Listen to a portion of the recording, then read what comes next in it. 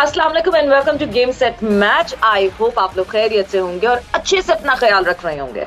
Another day another show and आज obviously हमारी discussion का जो पूरा जो फोकस होगा वो होगा कल जो पहला ओडीआई अफगानिस्तान वर्सेस पाकिस्तान खेला गया। दो के जिस वक्त बैटिंग हुई उस वक्त बड़े परेशान थे हम, मगर जैसे ही बॉलिंग हुई तो yes, bowling has always always saved our batters. And क्या जबरदस्त बॉलिंग हुई है, ऐसी फास्ट पेस बॉलिंग। ये जो पाकिस्तान का ट्रियो है, ये जो ट्रायो पाकिस्तान का है, इतनी इंप्रेसिव फास्ट बॉलिंग मुझे लगता है कि इस वक्त शायद मुल्क में किसी के पास नहीं। खैर, इस पे हम डिटेल में बात करेंगे बिकॉज आज हमें ज्वाइन इन करेंगे शाहिद खान आफरीदी, सो उनको भी हम वेलकम करेंगे एंड साथ साथ और भी डिस्कशन पॉइंट्स बहुत सारे होंगे। जका अशरफ साहब, यस, पाकिस्तान क्रिकेट बोर्ड एक मजाक बन के रह गया है, मतलब it has been a laughing stock for Pakistan all together. Cricket fraternity में एक मजाक ही बन गया है। मतलब अब तो मुझे लगता है थोड़े दिनों बाद ये मीम्स बनना शुरू हो जाएंगी कि आजकल कौन है चेयरमैन पाकिस्तान क्रिकेट बोर्ड का, अब क्या हो रहा है। मतलब इस तरह म्यूजिकल चेयर्स चल रही हैं, कभी एक आता है तो कभी एक जाता है तो कभी एक आता है। सो यस, जका अशरफ के लिए जो है वो एक समरी भेज दी गई है, the principal secretary of the prime minister of Pakistan, उनको भेज दी गई है। और उस समरी में ये स्टेट किया गया है कि पॉलिटिकल हायरिंग जहां जहां हुई है उसको इमीडिएट इफेक्ट के साथ खत्म किया जाए।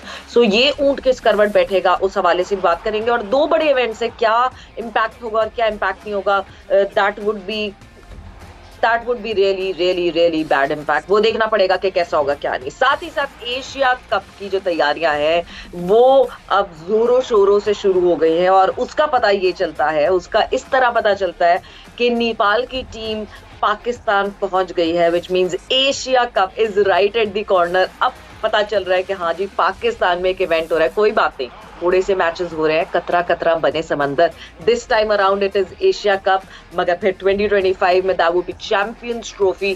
ज्यादा टीमें, ज्यादा मजा, एंड यस, हम होस्ट करेंगे एक बड़ा event. So I am pretty excited for Asia cup happening here in Pakistan. So Nepal को बड़ी अच्छे से वेलकम किया गया और अब प्रैक्टिसेस नेपाल की शुरू हो जाएंगी। सो इन सारी चीजों के बारे में हमारी डिस्कशन होगी। Bowlers have always been our saviours. खैर, बात करेंगे इस मैच के बारे में, और अब जो कल खेला जाएगा द सेकंड ओडीआई, उसके हवाले से भी डिस्कशन करेंगे। हमारे साथ मौजूद है हमारे अपने लाला शाहिद खान आफरीदी। अस्सलाम वालेकुम Lala and welcome to the show. अस्सलाम वालेकुम सवेरा, वालेकुम सलाम, गुड मॉर्निंग।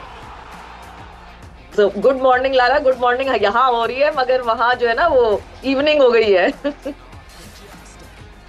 हाँ जी बिल्कुल, वहाँ इवनिंग हो जाए तो बेहतर है। सो लाला, कल जो है एक बहुत अच्छा मुकाबला, तो मैं बिल्कुल भी नहीं कहूंगी पाकिस्तान ने वन साइडेडली 142 रन से जो है वो शिकस्त दे दी अफगानिस्तान को, and this was the lowest total जो पाकिस्तान के अगेंस्ट किसी भी टीम ने जो है वो बनाया हो चेस करते हुए। सो सबसे पहले तो यस, बहुत खुशी की बात है, हम जीत गए। हमारे बॉलर्स को हमेशा ये क्रेडिट जाता है कि जिस तरह उन्होंने परफॉर्मेंस की वो बहुत जबरदस्त थी। बट पहले बैटिंग से शुरू करते हैं बिकॉज हमने बैटिंग पहले की थी। लाला, हम पूरे 50 ओवर नहीं खेल पाए, और world cup is right at the corner. Pitch मुश्किल थी, आसान नहीं थी, बट इवन देन हमारे तो वर्ल्ड क्लास प्लेयर्स हैं। सवेरे देखिए, हर पिच के ऊपर जो है ना वो एक तरीके की बैटिंग नहीं की जाती। हमने, मेरे ख्याल में बॉलर्स ने आउट नहीं किया, हमने अपनी गलतियां की, हमारे बैट्समैन ने। कुछ पिचेस ऐसी होती है जिसमें आपको थोड़ा सा टाइम लेना पड़ता है। मैं समझता हूँ कि इमाम की इनिंग जो थी वो बहुत इंपॉर्टेंट थी। बड़ी ज़बरदस्त तरीके से टाइम लिया उसने, लेकिन उसकी इनिंग ने एक फ़र्क पैदा किया।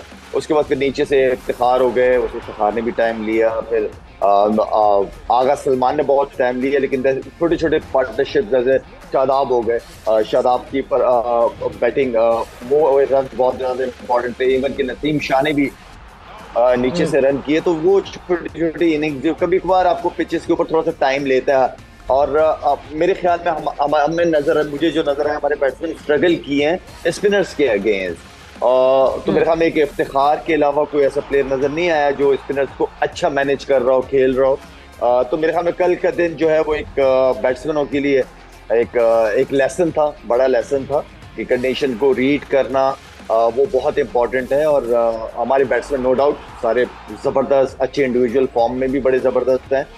लेकिन कल का अगर दिन देखा जाए तो नो डाउट बॉलर्स ने एक दफा दोबारा करके दिखाया, सारे बॉलर्स ने। और जो हमारी एक्सपेक्टेशन है आगे के मैचेस के लिए, वर्ल्ड कप के लिए, कि फास्ट बॉलर्स का रोल कितना इंपॉर्टेंट होगा, वो हमारे सामने था। बट लाला, मुझे ये बताएं कि क्यों over the period of time, मैंने आपसे पहले भी इस बारे में बात की है, over the period of time हम देखते हैं कि बैटर्स उस तरह स्पिन को फेस नहीं कर रहे। अच्छी स्पिन खेलने वाले बैटर्स आपको बड़े लिमिटेड दिख रहे हैं। मतलब मैं अगर बाबर की बात करूं, Babar is a world class player, कोई डाउट नहीं है बाबर की क्वालिटी पे। मगर कल नहीं, बाबर वक्तन फवक्तन आप देखते हैं कि स्पिन पे फंसते हुए नजर आते हैं। वो एक हर प्लेयर में पॉजिटिविटी और वीकनेस होती है, वो एक वीकनेस है जो बाबर आजम को शायद थोड़ा सा हमेशा कहीं ना कहीं फंसा देती है। आपको लगता है कि स्पिन पे बहुत ज्यादा काम करना पड़ेगा बाबर को? देखिए, मेरे ख्याल में बाबर से अच्छा कोच उसका कोई और नहीं है। बाबर को खुद पता होना चाहिए कि वो कहाँ स्ट्रगल करते, इसलिए कि इंसान को अंदर अपना आप सबसे बेहतर पता होता है। तो आई मीन कि उसको नो डाउट उसको अपनी प्रैक्टिस को और ज्यादा, जहाँ वो देख रहा है कि मैं स्ट्रगल कर रहा हूँ या कर सकता हूँ, तो उस चीज को, उस कमी को जो है वो पूरा करे। और प्रैक्टिस मेन चीज है, जितनी लंबी, जितनी तगड़ी प्रैक्टिस करे। एक दौर जहीर अब्बास एक बहुत बड़ा नाम था, जहीर भाई, लेकिन वो इस लेफ्ट आर्म स्पिनर्स के खिलाफ बहुत ज्यादा स्ट्रगल करते थे। तो उन्होंने सिर्फ दिन रात स्पिनर्स के खिलाफ, लेफ्ट आर्म स्पिनर्स के खिलाफ उन्होंने प्रैक्टिस करना शुरू, जहीर भाई ने कवर किया वो चीज को। तो आप इसको प्रैक्टिस के तहत ही अपनी प्रॉब्लम्स को हल कर सकते हैं। लंबे लंबे सेशन खेलें, आप वो चीज को लेके जाएं, लेफ्ट आर्म स्पिनर्स को लेके जाएं, प्रैक्टिस करें। हमारे पाकिस्तान टीम में ऐसे बॉलर्स हैं 15-16 लड़कों में जो लेफ्ट आर्म स्पिनर्स हैं, या कोई भी स्पिनर है। तो जितना लंबा सेशन करेंगे, जितना उस चीज को ओवरकम करेंगे, उतने अच्छे प्लेयर और बनेंगे इंशाल्लाह। और बाबर की इनिंग, मुझे और आपको पता है कि बाबर की इनिंग, उसकी बैटिंग परफॉर्मेंस टीम की बैकबोन है, वो परफॉर्म करेगा तो टीम अच्छा टारगेट अचीव करेगी।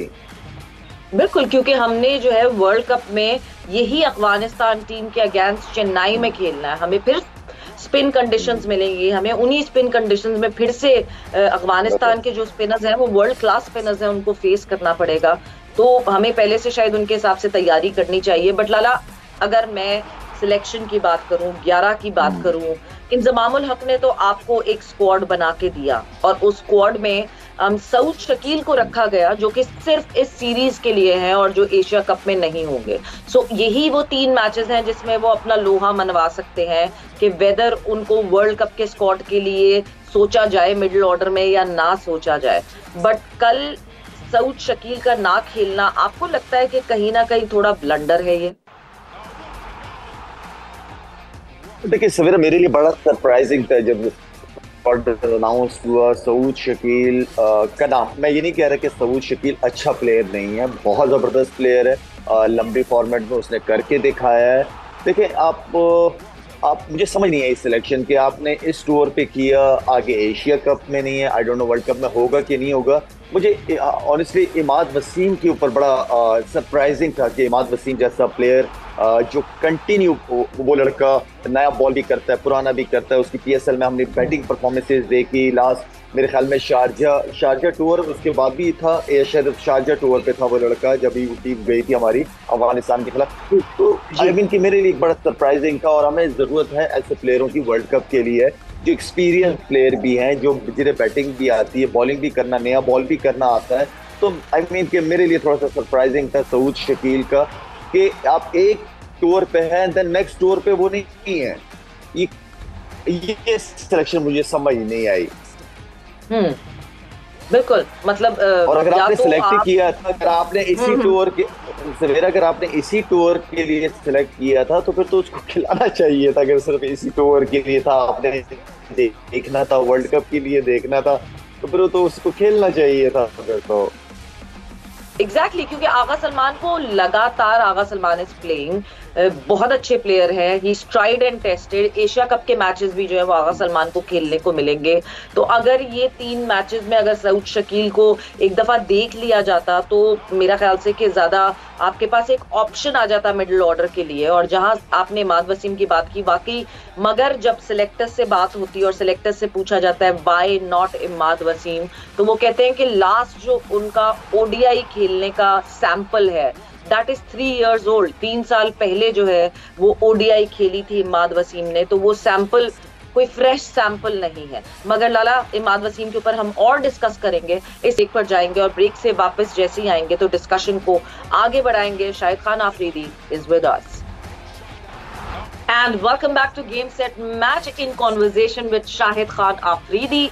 बात हो रही थी कल के मैच के हवाले से, whether the 11 was fine, जिस तरह हमारे लड़कों ने खेला, क्या तब्दीलियां करनी पड़ेंगी, किस तरह किस अप्रोच से दूसरे मैच में उतरना पड़ेगा। But all praise to our bowlers, जिस तरह हमारे बॉलर्स ने खेला, जिस तरह हमारे बॉलर्स ने रिस्पॉन्ड किया। साथ ही साथ लाला से इमाद वसीम के हवाले से भी डिस्कशन हो रही थी कि क्या इमाद वसीम का बनता था इस स्क्वाड में हिस्सा होना। But yes, the sample size is very old. Last time शायद 3 साल पहले Imad Wasim featured for Pakistan in an ODI. तो सेलेक्टर्स का जो मानना है वो ये है कि हमारे पास कोई फ्रेश जो है कोई उनकी परफॉर्मेंसेस नहीं है अगर हम ओडीआई फॉर्मेट की बात करें।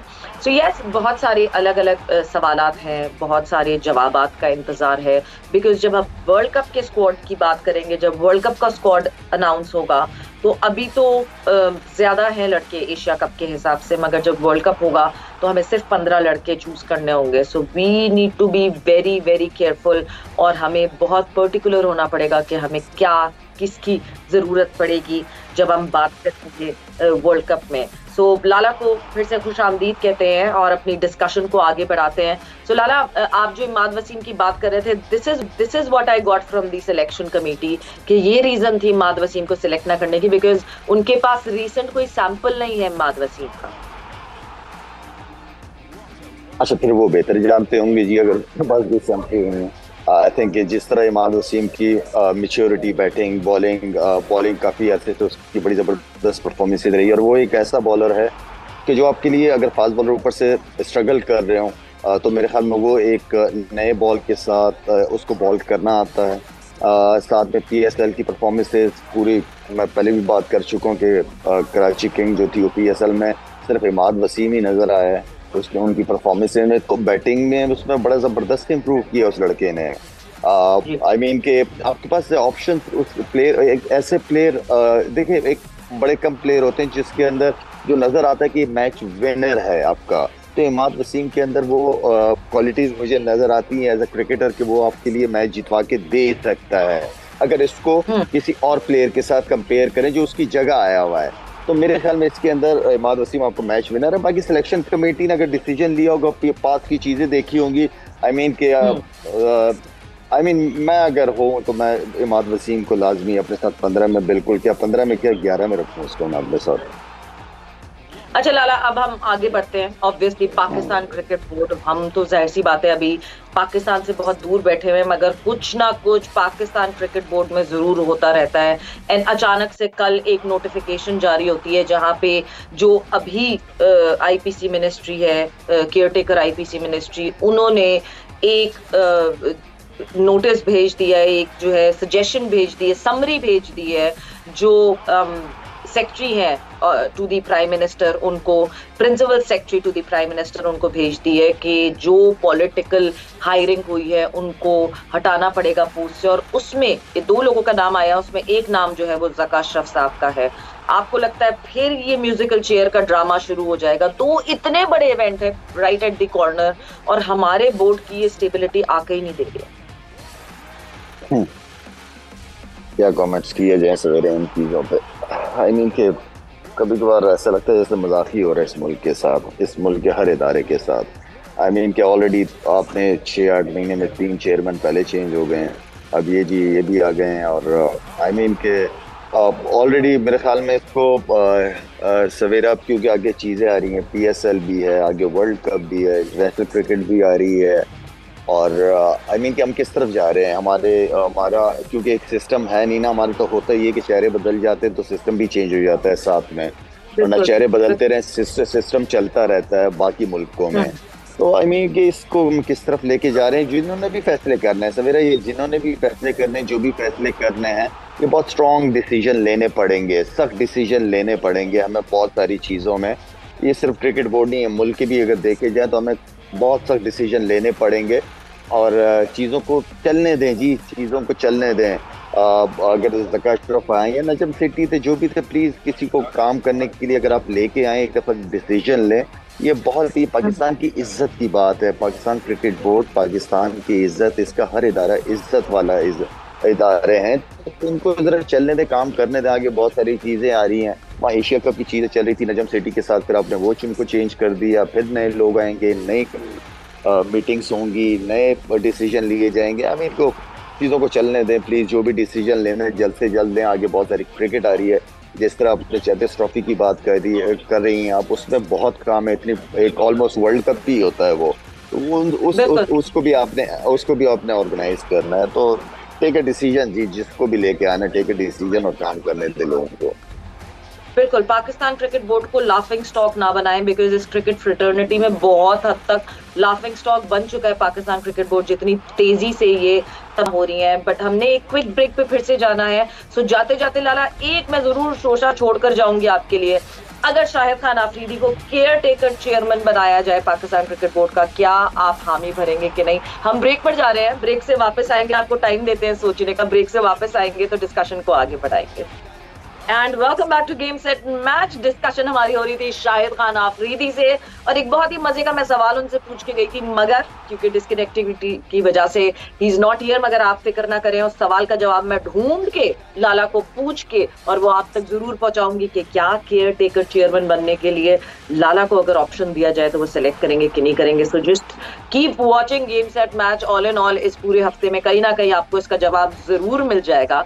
बट अब मूव ऑन करते हैं और बात करते हैं कि नेपाल की team is here in Pakistan, और Nepal, it is a proud moment for Nepal के वो एशिया कप में फीचर कर रहे हैं। They are excited, they want to play with the big boys, और वो बिग बॉयज के साथ खेलना जाहिर सी बात है, एक प्राइड की बात है नेपाल के लिए। And they were so excited कि उन्होंने रिक्वेस्ट की थी पाकिस्तान क्रिकेट बोर्ड से कि हम जल्दी आना चाहते हैं Pakistan to practice, and they are gearing up for Asia cup. क्या हो रहा है, क्या नहीं हो रहा है, क्या अपडेट है, हमारे कोरेस्पॉन्डेंट से हम अपडेट जानेंगे इसके हवाले से कि क्या कर रही है नेपाल की टीम, कैसा वेलकम हुआ, क्या हुआ।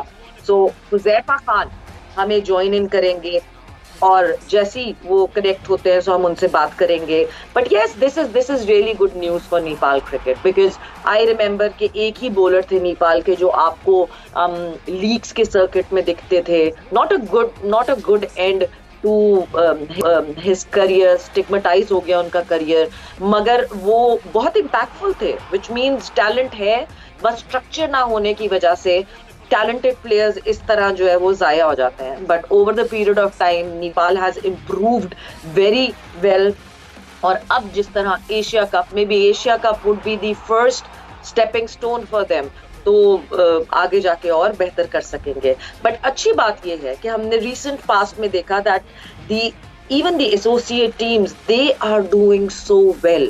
मतलब अगर मैं वर्ल्ड कप क्वालिफायर्स पे नजर डालती हूँ तो इस दफा जब हम वर्ल्ड कप पे जाएंगे तो ऐसा नहीं हो सकता कि हम जो एसोसिएट टीम्स हैं उनके सामने हम लाइटली, बिकॉज वो एसोसिएट टीम्स जो है वो सबसे बड़ा सरप्राइज फैक्टर होगी, बिकॉज आपको अंदाजा ही नहीं कि किस तरह आपको अप्रोच करेंगी, आपने किस तरह उनको अप्रोच करना होगा। So that would be a challenge. I remember Pakistan ने अपने शुरू के 2 मैचेस वर्ल्ड कप के बिफोर जो पहले 2 मैचेस खेलने हैं वो क्वालिफायर टीम जो होकर आएंगे उनके हिसाब से खेलने। बट विद दैट यहाँ गेम सेट मैच का वक्त खत्म हो गया है। आप लोगों ने रखना है अपना बहुत सारा ख्याल। इंशाल्लाह कल आपसे फिर से मुलाकात होगी। टेक केयर, बाय बाय, अल्लाह हाफिज।